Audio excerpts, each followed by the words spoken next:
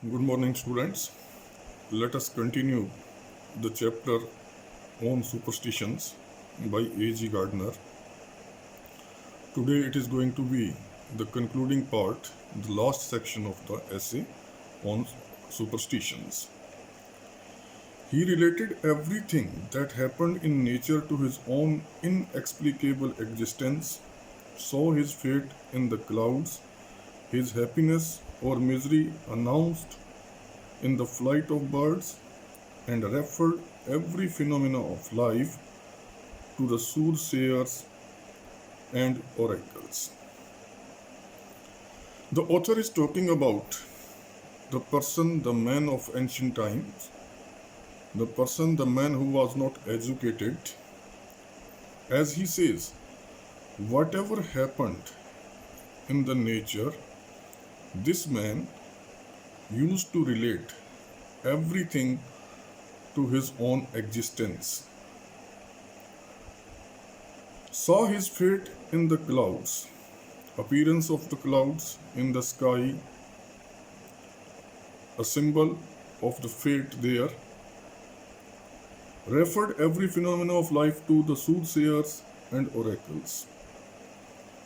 Every aspect of the life, it was referred to the fortune tellers, it was referred to the voice of God. You may read in Thucydides of battles being postponed because some omen that had no more relation to the event than the falling of a leaf was against it. There are number of stories, and he says that whereas this person, Thucydides is concerned, a Greek historian, there were so many battles who were either postponed or lost just because of certain omens, presages. Example is given that there was a falling of the leaf, and the warriors, they considered the falling of the leaf is against them, against the war, and because of this very reason, the war was postponed or lost.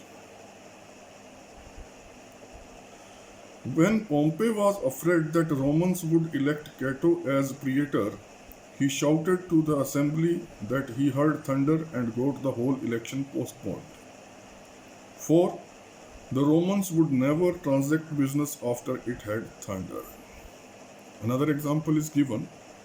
Pompey, a Roman general, when he came to know that Romans are going to elect Cato as a praetor, he shouted in the assembly that he has heard the voice, the sound of the thunder, and got the whole election postponed.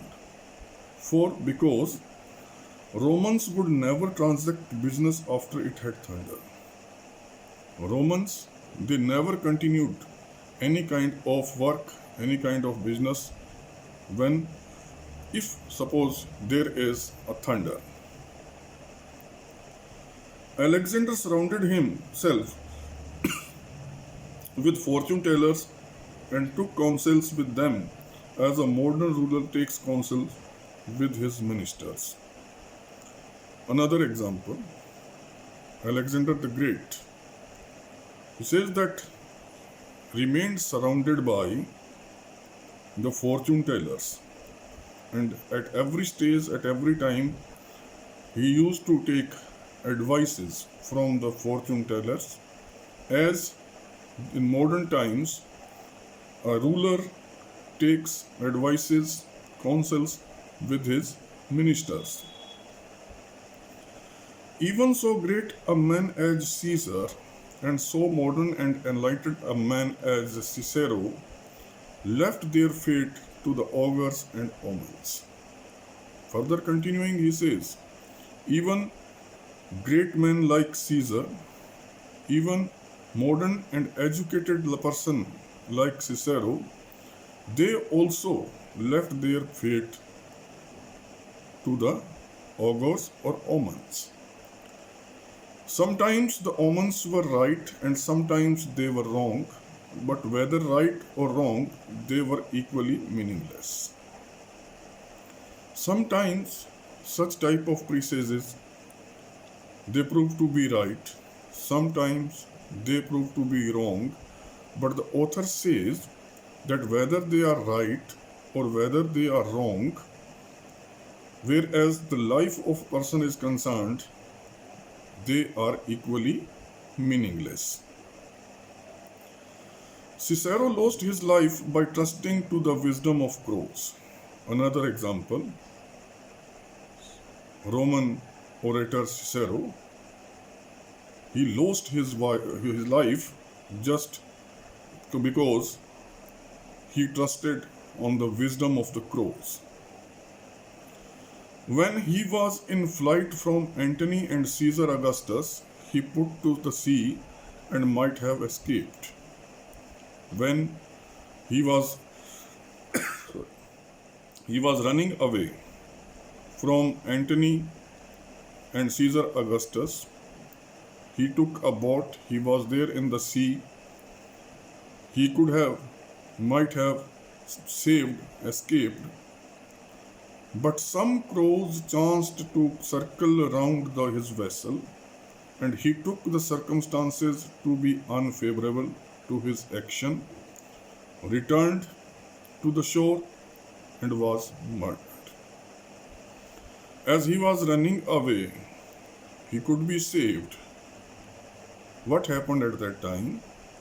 Some crows, by chance, they started flying over the boat, over the ship of Cicero, and he thought that the circumstances now they are not favorable for the action, for the running purpose.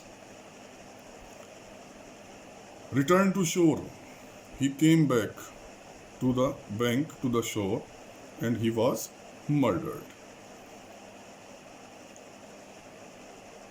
Even the farmer of ancient Greece consulted the omens and the oracles, where the farmers today is only careful of his manures. He says that even the farmers of that time, of ancient Greece, they used to consult omens, they used to consult oracles. But nowadays, farmer, he is only and only careful about his quality of seed, quality of fertilizers, because the farmer of nowadays is educated one. I should have liked to have seen Caesar, I should have liked to have heard Cicero, but on the balance, I think we who inherit this later day and who can jest at the shadows that were so real to them have the better end of time. He says that I should have seen Cicero, should have liked to have heard Cicero, but he says, I think we who inherit this later day, we, the generation of the modern times, who can jest at the shadows, who can laugh at such superstitions, such shadows that were so real to them. At that time, such shadows, such superstitions, such ideas, they were quite real to them, have the better end of time. We are lucky enough that we are there in the modern age, enlightened age. It is pleasant to be about when the light is abroad. It is always good to be out when there is light, when there is no darkness. We do not know much more of the power that turns the handle of this idol shoe. He says that we do not know in detail much about what is that power that is controlling these idol shows, these superstitions. Then our forefathers did. Our forefathers, they knew, but we do not know much more about such powers. But at least we have escaped the grotesque shadows that enveloped them. At least we are free, we are escaped from such irrelevant, absurd shadows, superstitions that enveloped them, that encircled them, surrounded them, our forefathers. We do not look for divine guidance in the entrail of animals. We do not look for divine guidance in the actions and the activities of animals or the flight of the crows, and the House of Commons does not adjourn at the clap of thunder. And nowadays, the Assembly, the House of Commons, it is not postponed, it is not adjourned just because of the voice, the sound of thunder. That's all about this chapter on superstition. Next, we shall be starting with selected snow breeze. Thank you.